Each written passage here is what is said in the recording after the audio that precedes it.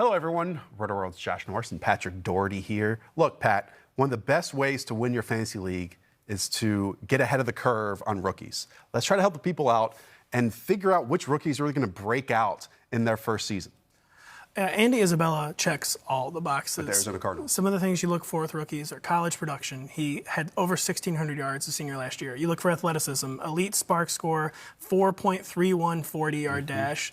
Then you look at where he was drafted. He was drafted in the second round. So clearly the Arizona Cardinals believe in Andy Isabella. He is very undersized, but there's been a lot of Andy Isabella hype this offseason. But it's not like, usually a guy like this who are hyping like a 5'9" rookie receiver, they're usually like a 6th round, like spark stud. Someone whose athletic profile is like off the charts, but they're a day 3 pick.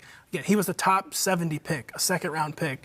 And we know this offense is going full air raid, full vertical. Likely lead the league in 4 wide receiver sets. Yeah, he can do slot, he can do outside. He checks all the boxes, except for size, he checks all the boxes for a rookie. And if you want to make the case for Andy Isabella, which you're doing, his profile is somewhat similar to Brandon Cooks. Yes, yeah. And an offense that can really break out, again, with Cliff Kingsbury. The issue, though, and it's going to be the same case with all these rookies, Pat, is that, we just haven't seen them take a single snap yet. So we don't necessarily know exactly where Andy Isabella fits with Larry Fitzgerald, fits with Christian Kirk. And hopefully that's answered in the next month. We don't, but the coach speak has been good on Andy Isabella. The Cardinals' own website has basically said if he shows well, he'll be in the in 3 receiver sets. So as of late July, early August, Andy Isabella is someone who checks all the boxes. I want to bring up another rookie receiver, and it's hit or miss, and lately it's been a lot of misses for rookie receivers producing in the NFL. And I'm not saying this guy's going to. I just wonder if where he's at right now in his development. And that's N'Keal Harry with the New England Patriots, a first-round pick by the New England Patriots. I mean, it's a team, Pat, that has Julian Edelman at wide receiver. That's it. Yeah, and he's already battling an injury. They could have Josh Gordon. N'Keal Harry, they're forcing the issue with him already. The Patriots usually kind of make rookies jump through hoops, but he was getting first-team reps in off-season practices, and the Patriots kind of acknowledging the situation, the receiver core. And it'll be interesting to see how he looks because, Pat, he's already being drafted like he's good at football. And that's concerning to me. Yeah. That's why I want to talk about N'Keal Harry, because he's being drafted around Devin Funchess, Emmanuel Sanders, Tyrell Williams, Michael Gallup, Dante Moncrief, who might be the Steelers' number 2 wide receiver. He's being drafted as the wide receiver 51, Harry is. That's rich. That's really rich for a player that we have questions that he can be any more than a slot receiver, which he dominated at Arizona State. But I think we all are kind of just trusting in the evaluations of Bill Belichick and Nick Caserio and co. at wide receiver, which has been iffy in the past. Yeah, and N'Keal Harry, it should be said, when I saw him play in college, it was usually with a defensive back basically glued to him. He made a lot of great contested catches, is really good in tight spaces, but he could be a guy who gets basically swallowed up as a rookie. For sure. But it is a great situation. Who else do you like, Pat?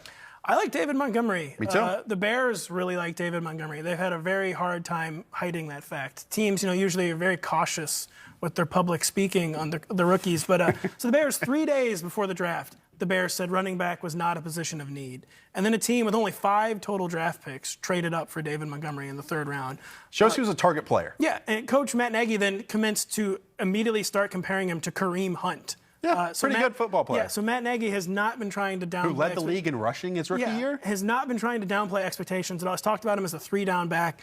That won't happen with Tariq Cohen. He's not going to give up his Darren Sproles type role. But yeah, the Bears like David Montgomery more than I like David Montgomery. And the fact that they can't stop talking about him, they can't hide that fact. He could be kind of in that RB2 fringe, flex mix. Let me play devil's advocate here, because no matter what, Tariq Cohen is going to have his role. He is. Right? And then it's not like David Montgomery's the only other back this team brought in and is like a one-to-one replacement for Jordan Howard and getting all those touches, because they also spent some money on Mike Davis, who saw over 140 touches for the Seahawks last year and is proven in the passing game as well. I totally agree with you that on paper, if we look, they've invested the most in David Montgomery. But again, we don't know exactly who he is as a player, and he's already being drafted as the running back 27 just after Tariq Cohen and ahead of guys like Chris Carson and Tevin Coleman, Lamar Miller, so on and so forth. RB27 feels right to me. It's just rare for a team. Usually teams are fixated on making rookies earn it. And the Bears have signaled that David Montgomery is not going to have to jump through those artificial hoops. He's going to be the starting running back. And RB27 feels right to me. I want to close out with another running back, and that is Oakland Raiders rookie, first-round pick, in Josh Jacobs. And the reason why is because in his 10-year stint with the Bucs, John Gruden's lead back handled over 250 touches every single season, 18 touches per game. And I know that Josh Jacobs' receiving stats weren't good at Alabama. Like, he just didn't have a lot of them. But if you #watch the tape, you see, especially against Auburn, that he has the ability to even motion out in the slot to catch a lot of those passes. Because, Pat, there's nothing as, the runner on first, second, even third down that's standing in Josh Jacobs' way. Like, he has that opportunity. What's standing in his way is Jalen Richard being the leading receiver from the Oakland Raiders in 2018. Yeah, it was the leading returning receiver, 68 catches. And the Raiders are clearly in love with Josh Jacobs. So it's funny, the Raiders, kept a big secret with the number 5 overall pick. No one knew who they were going to take. Then they made a totally out of left field pick. Their second first-round pick, number 24, or maybe it was the third. They had like 19 first-round picks last year. It was their second. The Raiders wanting Josh Jacobs was like the worst kept secret in the league. So it's another situation where clearly the team is in love with the player. And even if Jalen Richard remains involved as a pass catcher, it's pretty hard to see Josh Jacobs not returning RB2-3. And we often talk about how difficult it is to find backs that have 200 and 250 touches that you can just count on. And why I love Josh Jacobs so much is because we know he's going to get that. And he's being drafted as the running back 20, Pat. That's after Kerryon Johnson. We don't know how much of a touchdown upside he has. That's after or right before Mark Ingram, Sony Michel, Kenyon Drake, Phillip Lindsay. Like, those are all backfields that are split. I don't really think that Josh Jacobs is going to be splitting a backfield here, and that's why I'm so invested in it.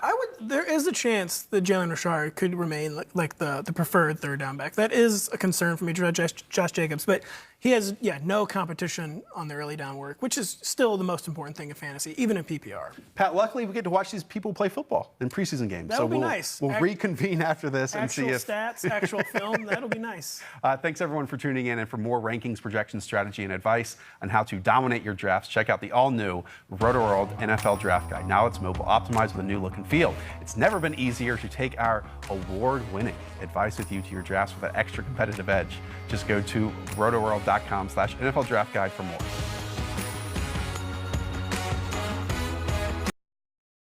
Hi, I'm Mike Tirico, and thanks for watching. Make sure to hit subscribe for the latest news and highlights from NBC Sports.